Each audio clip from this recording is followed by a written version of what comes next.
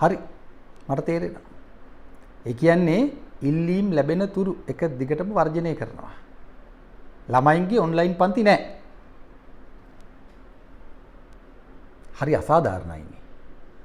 දැන් ඉතින් ජෝසප් ස්ටාලින්ලා දුමින්ද නාගමුවලා නිදහස් කෙරුවා. පාරවල් දිගේ ඕන තරම් වර්ජනය කරන්නත් පුළුවන්. මර්ධනයක් නැහැ. තව මොනවද? විදුහල්පතිවරුන්ගේ ගුරුවරුන්ගේ වැටුප් විෂමතා. තවත් ගෙවීම්. ඒවා කරගන්නත් ඕන. ඔබ හිතනවද ළමයිව අපේට අරගෙන මේ වැඩේ කරන එක හරි කියලා? නෑ. එහෙම නෙවෙයි. දැන් බලන්න අන්තිමට කෙලවෙන්නේ දුප්පත් අහිංසක ළමයින්ට. ඇති හැකි අය මොකක් හරි කරලා ඉගෙන ගන්නවනේ. අන්තිමට හෙලෝ කට් කිරුවද කොහෙද? ගුරු වර්ජකෙක්. ආයිබෝවන්. අද 2021 ජූලි 20 වෙනිදා. අඟහරුවාදා. නිදහස් සංවාදය එක දිගටම. සංවාදය වැඩබිමක්. වැඩබිම යලි සංවාදයක්. සංවාදයේ යලි මැදිහත් වීමක්. ගුරු විදුහල්පති වෘත්තීය සමිති ක්‍රියාමාර්ගය දිගටම සිදුවන්නේ කුමක්ද? මොන තත්ත්වයන් යටතේ වුණත් ගුරු විදුහල්පති වෘත්තීය සමිති ක්‍රියාමාර්ගය විශේෂයෙන්ම ළමයින්ට ඔන්ලයින් පන්ති කෙරුවාව නැවැත්වීම ඉතාමත්ම ආදේශපාලනිකයි. ඇති හැකි අය ඉගෙන ගන්නවා. නැති බැරි අය මගහැරෙනවා. නූගත්කම දුප්පත්කම එකට අත්තල් බැඳගෙන යලි ශ්‍රී ලාංකේය පොදු සමාජයට කෙලවෙනවා. ආර්ථික විෂමතාව තව තවත් ඉහළ යනවා. ලෝක බැංකුවේ ජාත්‍යන්තර මූල්‍ය අරමුදලේ ආසියානු සංවර්ධන බැංකුවේ ඊනියා අධ්‍යාපන ප්‍රතිසංස්කරණ මැද රටේ නිදහස් අධ්‍යාපනයේ සෞඛ්‍ය සේවාව මරාදාන කැසකවන ගෝඨා පාලනය යහ පාලනේ නවත්තපු තැනින් ඉදිරියට යනකොට ඔය ගුරු විදුහල්පති වර්ජනයේට මාර ආසයි. Full love. එතකොට විවිධ නම් වලින් පෙනී හිටින ගුරු විදුහල්පති සංගම් පෙරමුණු කල්ලි සේවය කරන්නේ යලි ගෝඨා පාලනය වෙනුවෙන් නෙවෙයිද? ඒ අතර චීන, ඉන්දියානු, ඇමරිකානු බොහෝ දේශපාලනික ආක්‍රමණයත් රටට එරෙහිව යහ පාලනය නවත්තපු තැනින් ගෝඨා පාලනය රටේ පංගු බේරනවා. කාගේද? චීනුන්ගේ, ඉන්දියානුවන්ගේ, ඇමරිකානුවන්ගේ. මතකනේ අපි මැදිහත් නොවුනොත් රටට එරෙහිව වියරු තරුව පායනවා. චීනු, ඉන්දියානු, ඇමරිකානු එකට එකතු වෙලා MCC මිලේනියම් චැලෙන්ජ් කෝපරේෂන් උනාට එය රටට එරෙහි ඒකාබද්ධ මෙහෙයුමක්. එයට පාත්ෆයින්ඩර් think tank එක මිලින්ද මොරගොඩ කල්ලිය මතකනේ. උන්ට ඕන ශ්‍රී ලාංකේය රාජ්‍ය බිඳලා පොළව කොල්ල කන්න, භූමිය කොල්ල කන්න. එතකොට ගුරුවරු, විදුහල්පතිවරු කරන්නේත් ඒ වැඩේම නේද? මේ එතකොට කොන්ත්‍රාත්තුවක් නෙවෙයිද? අපි උඹලව ප්‍රශ්න කරනවා. රාජ්‍යයට පදනම් වන ජාතිය දිය කරන්න ඕන උන්ට ඒ වැඩේ කරගන්න නම්. ඒ සඳහා නිදහස් අධ්‍යාපනය ඉවර කරලම දාන්න ඕන. ඒ හා බැඳුණු සෞඛ්‍ය සේවාවත්. එතකොට ගුරුවරු, විදුහල්පතිවරු මේ ඉටු කරමින් සිටින්නේ යලිත් කියනවා රටට එරෙහි කොන්ත්‍රාත්තුවක් නේද? ගෝඨා මේ වැඩේට ආසයි. ඉතාමත්ම සංකීර්ණ සංවාදයක්. Chapa on free education, Chapa on education, Chapa at schools, Chapa at universities, Chapa at temples. ඊළඟට Chapa protests. සංවාද මාලාවම මේ සංවාදයට අදාළයි. අපි ඉන්නේ ඓතිහාසික අඛණ්ඩ සංවාදයක් මැද. ගුරුවරු, විදුහල්පතිවරු මේ මොහොතේ දරුවන්ට උගන්වමින් අනාගතය වෙනුවෙන් උන්ව දැනුමින් බලගන්වල රටේ මහජනතාවට පාර කියන්න ඕන. මහජනතාව ඉන්නේ වල් වැදිලා. ඒ අතර මේ ගුරු විදුහල්පති වෘත්තීය සමිති ක්‍රියාමාර්ග පටු තැනක කොටු කරන්නේ නැතුව පුළුල් ජාතික අරමුණු සමග ගලපා ගනිමින් ජාතික ව්‍යාපාරයක් බවට පරිවර්තනය කරන්න ඕන. එහෙමද වෙන්නේ නැහැ. දේශපාලන පක්ෂවල කොන්ත්‍රාත් කරුව බවට පත් වෙලා ගුරුවරු, විදුහල්පතිවරු අපට මගහැරුණු මහා දේශපාලන සංවාදයක් තියෙනවා. ජාතිය ගොඩනගන මහා දේශපාලන සංවාදයක්. දැන් අපි ප්‍රමුඛතා ලයිස්තුව සැලකිල්ලට ගන්න ඕන. නිදහස් අධ්‍යාපනයට අදාළව. 1. ලෝක බැංකුවේ ජාත්‍යන්තර මූල්‍ය අරමුදලේ උපදෙස් මත දිගු කලක පටන් ක්‍රියාත්මක ඊනියා අධ්‍යාපන ප්‍රතිසංස්කරණ වහාම නැවැත්වීමට ආණ්ඩුවට බල කරන්න ඕන. දැනට සිදු කොට තිබෙන අදාළ ඊනියා ප්‍රතිසංස්කරණ විධිමත්ව සමාලෝචනය කරන්න ඕන. ලෝක බැංකුවට ජාත්‍යන්තර මූල්‍ය අරමුදලට ආසියානු සංවර්ධන බැංකුවට ඍජුව අභියෝග කරන්න ඕන. 2. එකී ඊනියා අධ්‍යාපන ප්‍රතිසංස්කරණ වෙනුවෙන් ක්‍රියාත්මක මහරගම ජාතික අධ්‍යාපන ආයතනයට මැදිහත් වෙමින් එය අර්ධ රාජ්‍ය මාදිලියෙන් රාජ්‍ය මාදිලියට පරිවර්තනය කරවා ගැනීමට ආණ්ඩුවට බල කරන්න ඕන. අපට අවශ්‍ය රාජ්‍ය නියාමනයක් අර්ධ රාජ්‍ය නියාමනයක් නෙවෙයි. 3. තොරතුරු තාක්ෂණය ලොව පවතින එකම විෂය ලෙස සලකන මනෝ විකාරයක සිරවී සිටින ගෝඨා පාලනයට දේශීය ආර්ථික නිෂ්පාදන සබඳතා ගොඩනගමි ජාතිය ගොඩනගන සහ විදේශ රටවල් සමග කරට කර වැඩ කිරීමේ ජාතික පෞරුෂය ගොඩනගන ජාතික අධ්‍යාපන වැඩපිළිවෙලක් හඳුන්වා දෙන්න ඕන. කවුද? ගුරුවරු, විදුහල්පතිවරු. ඒ සඳහා ඉතිහාසයේ අනිවාර්ය විෂයක් බවට පත් කිරීමට පාලකයන්ට බල කරන්න ඕන. JR අතහැරපු JRට මග හැරුණු ඉතිහාසය අපි යලි අධ්‍යයනය කරන්න ඕන පාසල් විෂයක් හැටියට. එකී ජාතික අරමුණු වෙනුවෙන් සියලු විෂය නිර්දේශ සමාලෝචනය කරමින් ප්‍රතිනිර්මාණය කර ගැනීමට මැදිහත් වෙන්න ඕන. ටියුෂන් හෙවත් පුද්ගලික පන්ති ස්වයං තහනමකට ලක් කර ගනිමින් පාසල් අධ්‍යාපනයේ බල ගැන්වීමට ගුරු විදුහල්පතිවරු පොදු එකඟතාවකට පැමිණෙන්න ඕන. ලෝකේ කොහෙවත් නැති ටියුෂන් මල දාණය නවත්තන්න ඕන. ගුරුවරු මුදලාලිලා වෙලා ගම් බිම්වල අහිංසක කොල්ල කනකොට දරුවෝ උන්ගේ දෙමාපියන්ට මොකද වෙන්නේ? අධ්‍යාපනයේ ජාවාරමක් බවට පත් කරගන්න ගුරුවරු පාසල් අධ්‍යාපනයේ වෙනුවෙන් පෙනී හිටියද ඔබ හිතන්නේ? මටත් පුද්ගලිකව ඒ අත්දැකීම් තිබෙනවා. මම බලංගොඩ මධ්‍යම මහා විද්‍යාලයේ ඉගෙන ගන්න සන්ධියේදී මම උසස් පෙළ හැදෑරුවේ ජීව විද්‍යා අංශයෙන්. අපේ පන්තියට වෙනම ටියුෂන් පන්තියක් කරපු ජස්ටින් චන්ද්‍රසේන කියන ගුරුවරයා ජීවිතුන් අතර ඉන්නවද මන්දා. ඔහුගේ පන්තියට යන ළමයින්ට වෙනම අපේ පන්තියේදී සලකපු විදිය පාසල තුල මට හොඳට මතකයි. මම පුද්ගලික පන්ති ගියේ නැහැ. ඇත්තටම අපේ හිත රිදුන අපිව ගණන් ගත්තේ නැහැ ගුරුවරයා. ඔහුගේ පන්ති වලට යන ළමයින්ට තමයි ප්‍රමුඛතාව ලැබුණේ. මගේ පුද්ගලික අත්දැකීම. එහෙව් ටියුෂන් කඩ මැද්දේ කොහොමද පාසල බලගන්නවන්නේ? කල්පනා කරලා බලන්න. එතකොට ගුරුවරු විදුහල්පතිවරු මේ ගැන කල්පනා කරන්න ඕනේ නැද්ද? පෙර පාසල් අධ්‍යාපනයේද මැදිහත් වෙමින් අපස උසස් පෙළ දක්වා නිදහස් අධ්‍යාපනය ලබා දීමට වාර්ෂික අයවැයෙන් අවශ්‍ය මුදල් ප්‍රතිපාදන වෙන් කරවා ගැනීමට එක දිගටම ආණ්ඩුවට බල කරන්න ඕන. ඒ සඳහා සෙසු සංවිධාන යොදා ගන්න ඕන. අඛණ්ඩ අරගලයක්. අර්ධ රාජ්‍ය සහ පුද්ගලික පාසල් මෙන්ම ජාත්‍යන්තර පාසල් සියල්ලම රාජ්‍ය නියාමනයට විධිමත් ලෙස යොමු කරවීමට ආණ්ඩුවට බල කරන්න ඕන. ඒ සඳහා මැදිහත් වීම කරන්න ඕන. ගුරු විදුහල්පති වැටුප් විෂමතා පිළිබඳ පුළුල් එකඟතාවකට පැමිණ අවශ්‍ය ඉදිරි පියවර ගැනීමට ආණ්ඩුව පොළඹවන්න ඕන වැඩ කරන ගමන් ඔබ තේරුම් ගත යුතු ප්‍රධානම කාරණය තමයි ගෝඨා පාලනයට තිබෙන එකම හිසරදය ජාතිය ගොඩනැගීම. ගුරුවරු ළමයින්ට උගන්වන එක ගෝඨාට හිසරදයක්. ගෝඨා තවත් එක රූකඩයක් විතරයි. ඊළඟට එන සජිත් පාඨලි චම්පික රණවක අනුර කුමාර දිසානායක තව ඕනම හැච්චෙක් දරුවන්ට ඉගැන්වීම කරදරයක් හැටියට සලකනවා. නූගත්කම තමයි පාලකින්ගේ ඌමනාව. එතකොට ගුරුවරු කළ යුත්තේ කුමක්ද? දරුවන්ට උගන්වන ගමන් තමන්ගේ වැටුප් විෂමතා සඳහා අරගල කිරීම. එතකොට දරුවොත් දෙමව්පියොත් උඹලා එක්ක එකතු වෙයි.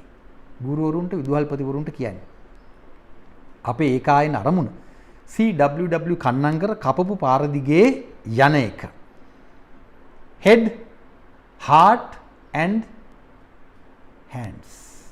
ඔළුව, පපුව, අත්. කොන්දත් අපි එකතු කරමු. ජාතිය ගොඩනගන්න කොන්දත් ඕනි. well being child යහපත් දරුවෙක්. lasting value to the nation. ජාතියට නියත වටිනාකමක්. ඔන්න පාර. ඒ අතරම රාජ්‍ය විශ්වවිද්‍යාල කඩ විශ්වවිද්‍යාල මිලිටරිකරණය පිළිබඳ සංවාදය එක දිගටම ගොඩනගන්නත් සහාය ලබා දෙන්න ඕන. මැදිහත් වෙන්න ඕන. සටන් සියල්ල ඔය නිදහස් අධ්‍යාපනයෙන් ජාතිය ගොඩනගන පාර වහන්න දැන් සිද්ධ වෙන්නේ. අපි සිද්ධ කරන්න ඕන, ගොඩ නගන්න ඕන ඊට එරෙහි ඓතිහාසික යෝජිත සංවාදය. චාපා ප්‍රොටෙස්ට්ස් සංවාදය මෙතනට කෙලින්ම සම්බන්ධයි. යලිත් මතක් කරනවා. ගුරුවරු විදුහල්පතිවරු කල්ලි කීපයකට බෙදිලා පක්ෂ දේශපාලනය කරමින් රට වනසමින් ඉන්නේ. මේ මොහොතට අදාළව එක කල්ලියක් ගෝඨා පාලනය වෙනුවෙන් රිලා නැටුම් නටනවා. එක කල්ලියක් සජිත් ප්‍රේමදාස එක්ක රිලා නැටුම් නටනවා. එක කල්ලියක් කිව්වට කල්ලි කීපයක් රිලා නැටුම් නටනවා කිව්වට නටවනවා. ගෝඨාට බැරි වන තැනින් රාජ්‍ය කේන්ද්‍රීය බලය සජිත් පිලේ මොකෙක්ට හරි ලබා දෙන්න තමයි චීන, ඉන්දියානු, ඇමරිකානු think tanks සැලසුම් කරන්නේ. ජවීපේ පෙරටුගාමී කල්ලි එකට සහ වෙනම රිලා නැටුම් නටවෙනවා. NGO කාර කල්ලි කළු බලල් හමුදා එක දිගටම රිලා නැටුම් නටනවා. ඒවා හනුමා වන්නම්. ගෝඨාට ලියමි. මතකනේ. මුන් හදන්නේ 2024ට ඊළඟ ඉත්තව තෝරගන්න. මේ හැච්චෝ පැච්චෝ පාරවල් දිගේ රිලා නැටුම් නටන්නේ අන්න ඒ කොන්ත්‍රාතු සඳහා දැන සහ නොදැන අධ්‍යයනය කරන්න. චීන, ඉන්දියානු, ඇමරිකානු think tanks වලින් ඒකාබද්ධ යලි ඔබට කියනවා Pathfinder Milinda Moragoda think tank එකකින් 2024ට රටේ political chemistry එක වෙනස් කරන්න තමයි මේ බහුභූතිය පාවිච්චි කරන්නේ. මේ රිලා නැටුම් මැද උන් අපේ නිදහස් අධ්‍යාපනය විනාශ කිරීමේ ක්‍රියාන්විතයේ පියවරෙන් පියවර ශක්තිමත් කරමින් ඉදිරියට යනවා. සරලම උදාහරණය තමයි කොතලාවල පනත් කෙටුම්පත වහා හකුලා ගනිව් කියලා රිලා නැටුම් නැටවෙනකොට ගෝඨා කියනවා අපේ හාමුදුරුවනේ මේ ප්‍රශ්නේ වෙනස් කරන්න නම් 1978 අංක 16 දරන විශ්වවිද්‍යාල පනත සංශෝධනය කරන්න ඕන කියලා. ගුරු විදුහල්පති රිලා නැටුම් මැද්දේ ගෝඨා ලව්වා විශ්වවිද්‍යාල ප්‍රතිපාදන කොමිසමට කෙලින්න මේ හදන්නේ. එතකොට විශ්වවිද්‍යාල නියාමන රාජ්‍ය බලය ඉවරෙටම ඉවරයි. හරියට GMO එක රජයේ වෛද්‍ය නිලධාරීන්ගේ සංගමය මෙහෙවන පාදනීය රිලා නැටුම් මැද ශ්‍රී ලංකා වෛද්‍ය සභාවට කෙලවන්න වැඩ කටයුතු කරමින් ඉන්නවා වගේ. සයිටම් විරෝධී සටනේ අවිචාරවත් බවත් අන්තිමට මේ වෛද්‍ය සේවාව විනාශ කිරීමේ ගමනාන්තයට පසුබිම සකස් කෙරුවා. Chapa against සයිටම් වීඩියෝ සටහන් බලන්න ඔබට යෝජනා කරනවා. www.nidahaslanka.com වෙබ් අඩවියේ ලිපි පෙළත් කියවන්න. රට වෙනුවෙන් පෙනී හිටින බව කියන විරෝධතා උද්ඝෝෂණ යොදාගෙන රට ජාතිය ගොඩනගන නිදහස් අධ්‍යාපනය විනාශ කරන කතාවට දිග ඉතිහාසයක් තියෙනවා. ඒ අතර ප්‍රධාන අතීත සටහන් මෙසේය. 1971 කැරල්ල පදනම් කරගෙන තරුණ අසහනයට පිළිතුරු දෙන මුවාවෙන් 1982 රනිල් වික්‍රමසිංහ හරහා එන ලෝක බැංකුවේ ජාත්‍යන්තර මූල්‍ය අරමුදලේ අධ්‍යාපන ධවල පත්‍රිකාව. එතකොට අපි පාසල් ශිෂ්‍යයෝ. 1982ම පාසල් සංවර්ධන සමිති ආරම්භ කිරීම. මොකටද? පුද්ගලික කරණයට පාසල් සූදානම් කරන්න. දෙමාපියන්ගේ ජාලගත වැඩසටහනක්. පාසල් සංවර්ධන සමිති 1982 අංක 2 පනත. 1985 දී නිදහස් අධ්‍යාපනයේ මෙහෙවන රාජ්‍ය නියාමනයේ අර්ධ රාජ්‍ය ව්‍යුහයකට මාරු කරන අපි කලින් කියපු මහරගම ජාතික අධ්‍යාපන ආයතනයේ පිහිටුවනවා. 1985 අංක 28 දරන පනත. 1987 13 වෙනි ආණ්ඩුක්‍රම ව්‍යවස්ථා සංශෝධනයේ හරහා පළාත් සභා අධ්‍යාපන ආකෘතියක් නිර්මාණය කරලා ජාතික අධ්‍යාපන ව්‍යුහය බිඳිනවා. දෙමළ අන්තවාදීන් ත්‍රස්තවාදීන් වෙනම රාජ්‍යයක් ඉල්ලුවා. ඊලාම් රාජ්‍ය. ජේ.ආර්. රජීව් එකතු වෙලා අන්තිමට කෙලලා දැම්මේ අධ්‍යාපනයට. කල්පනා කරලා බලන්න. බොරදියේ මාළු බාන පරයෝ. 88 89 කැරල්ලේ ජනාධිපති කමිෂන් සභා නිර්දේශ. යලි තරුණ අසහනයට පිළියම් ලෙස ඊනියා අධ්‍යාපන ප්‍රතිසංස්කරණ ලයන්න අල්බයන්න බයන්න. ඒ සඳහා 1991 ජාතික කමිෂන් සභාවක් පිහිටුවනවා. ආණ්ඩු ක්‍රම ව්‍යවස්ථා සංශෝධන මැද්දේ යමක් කරගන්න උත්සාහ කරන අතරේ ඔබ කල්පනා කරලා බලන්න මේ කතාව ඔබ සමහර විට දන්නේ නැතුව ඇති. ආසියානු සංවර්ධන බැංකුව සහ රාජ්‍ය නොවන සංවිධාන ජාලයක් එකට පාවිච්චි කරලා එකට යොදාගෙන එකට සන්ධානගත කරගෙන නිදහස් අධ්‍යාපනයේට කෙලවලා ව්‍යාපාරික අවස්ථා නිර්මාණය කිරීම තමයි මේ මොහොතේ ඔවුන්ගේ ව්‍යායාමයේ බවට පත් වෙන්නේ. 1992 ඒ සඳහා මහජන අදහස් ගන්නා රිලා නැටුමක් නටනවා. ඔය ජේ.ආර්. ප්‍රේමදාස යුගයේ මතකනේ. දැන් චන්ද්‍රිකා යුගයේ පටන් ගන්නවා 1994. 1996 අධ්‍යාපනය සඳහා ජනාධිපති කාර්යසාධක බලකායක් හදනවා. කවුද? චන්ද්‍රිකා චෞර රැජින. ලෝක බැංකුව, ජාත්‍යන්තර මූල්‍ය අරමුදල, ආසියානු සංවර්ධන බැංකුව, රාජ්‍ය නොවන සංවිධාන චන්ද්‍රිකා වට කරගෙන වැඩේට අත දුන්නා.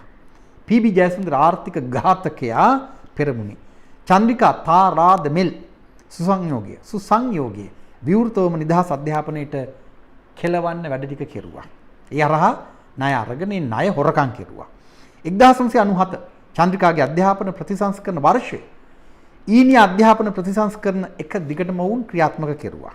ණය ගත්ත හොරා කෑව අධ්‍යාපනයේට කෙලවල දැම්මා. 2002 රනිල් දේශපාලනයේ යලි පුබුදමු ශ්‍රී ලංකා. චන්ද්‍රිකාගේ කතාවම වෙන විදිහකට කිව්වා ඊළඟ බලය අතට අරගෙන චන්ද්‍රිකාගෙන් වැඩේ අතට අරගෙන නිදහස් අධ්‍යාපනයට කෙලවන්න සැලසුම් කරන ගමන් 1998 චන්ද්‍රිකාගේ අනිවාර්ය අධ්‍යාපන විධිවිධාන රනිල්ගේ 2002 යලි පුබුදමු ශ්‍රී ලංකා ව්‍යාපෘතිය එකට සසඳා බලන කල ඒවා එකිනෙකට අතිපිහිතව පිහිටන බව පෙනී යනවා. ඊටම සරලයි. දැන් 2000 වෙනකොට චන්ද්‍රිකා රනිල් ජවිපේ රිලා නැටුම් විරාමයකට යනවා. මෙන්න මහින්ද රාජපක්ෂ කරලියට එනවා. ජවිපෙත් සහය ඇතුව මහින්ද රාජපක්ෂ වැඩ පටන් ගන්නවා. මහින්ද චින්තනයේ දක්වාම වුන් එකට ගමන් කරනවා. නිදහස් අධ්‍යාපන ඊනියා ප්‍රතිසංස්කරණ එක දිගටම. New educational policies and proposals for general education in Sri Lanka. Mahinda රාජපක්ෂගේ විශේෂ පාර්ලිමේන්තු උපදේශක කමිටුවක් පත් කරනවා. පී.බී. ජයසුන්දර දිගටම ගේම් ප්ලේයර්. 2005 දී ජනතා විමුක්ති පෙරමුණ අධ්‍යාපනයේ විනාශම කරලා දාන මහින්ද චින්තනයේ සමග රෙදි නැතුව එක දිගට රිලා නැටුම් නටනවා. නිදහස් අධ්‍යාපනයේ සෞඛ්‍ය සේවාව ඉවර කරන සයිටම් ව්‍යාපෘතිය දක්වාම එදා රාජපක්ෂ පාලනය ගමන් කරනවා. 2015 දී මෛත්‍රී රනිල් යලි එතැන් සිට වැඩ පටන් ගන්නවා. සයිටම් මුවාවෙන් කොතලාවල ආරක්ෂක විශ්වවිද්‍යාලය දක්වා නිදහස් අධ්‍යාපනයේ විකිණීම සහ මිලිටරිකරණය කිරීම කරන්න මූලික පදනම දාන්නේ 2018 දී. එදා ඊනියා යහපාලනයේ මෛත්‍රී රනිල් පෙරමුණ. 2019 දී මෛත්‍රී රනිල් නමත්තපු තැනින් ගෝඨා වැඩ පටන් ගන්නවා. ආර්ථික ඝාතක පී.බී. ජයසුන්දර දැන් ගෝඨගේ ලේකම්. දැන් කොතලාවල ආරක්ෂක විශ්වවිද්‍යාල ව්‍යාපෘතිය බල ගන්වමින් අධ්‍යාපන ජාවාරමත් ඉදිරියට රැගෙන යමින් රාජ්‍ය තන්ත්‍රය මිලිටරිකරණය කරන්න තමයි ගෝඨාට පැවරෙන කොන්ත්‍රාත්තුව. ඔහු ඒ සඳහා ඊටම සූක්ෂම විදිහට සංවිධානාත්මක විදිහට වැඩ කරගෙන යනවා. ඒ අතර ඊටාත්ම සූක්ෂම විදිහට ඊටාත්ම සංවිධානාත්මක විදිහට පුරවර විශ්වවිද්‍යාල නමින් දිස්ත්‍රික්ක මට්ටමින් ස්මාර්ට් යුනිවර්සිටිස් ජාවාරම පටන් අරගෙන ඉදිරියට යන්න හදන්නේ. ආරම්භය කෑගල්ලේ. අලුතෙන් ආරම්භ කරපු වවුනියා විශ්වවිද්‍යාලය ගැනත් අපට ප්‍රශ්න වැලක් තියෙනවා විසඳ ගන්න. මේ අධ්‍යාපනයේ විකිණීම සඳහා වන තවත් එක ඉදිරි පියවරක් නේද වවුනියාව විශ්වවිද්‍යාලය. ස්මාර්ට් යුනිවර්සිටිස් ගැන නම් කතා කරන්න දෙයක් නැහැ. හැම දිස්ත්‍රික්කයකම සල්ලි තියෙන යමක් කරගන්න පුළුවන් පවුල්වල එවුන්ට ගොඩ එන්න ක්‍රමයක් හදලා. ඔබ දන්නවනේ සයිටම් ඊනියා ව්‍යාපෘති යටතේ මූලික වෛද්‍ය උපාධිය සඳහා මිලියන 120ක් කෝටියකුත් ලක්ෂ 20ක් කාටද සල්ලි තියෙන්නේ? එදා වෙල කා ගන්න බැරි දුප්පත් එවුන්ට මේ විශ්වවිද්‍යාලවල ඉගෙන ගන්න පුළුවන්ද? ඇති හැකි එවුන්ට පමණයි මේ සියල්ල. එතකොට නැති බැරි එක නැති වෙලාම යනවා. සියල්ල ඊට පැහැදිලි. නැවත ඔබට කියනවා ඇති හැකි පවුල්වල දරුවන්ට අධ්‍යාපනය සහ ජීවිතය. නැති බැරි පවුල්වල දරුවන්ට නූගත්කම සහ මරණය. ආදරණීය ගුරුවරුන්ට විදුහල්පතිවරුන්ට කියන්නේ ඔය රිලා නැටුම් නවත්තලා රට වෙනුවෙන් හිටගන්න වැඩ කරපල්ලා. මේ අපේ මව්බිම.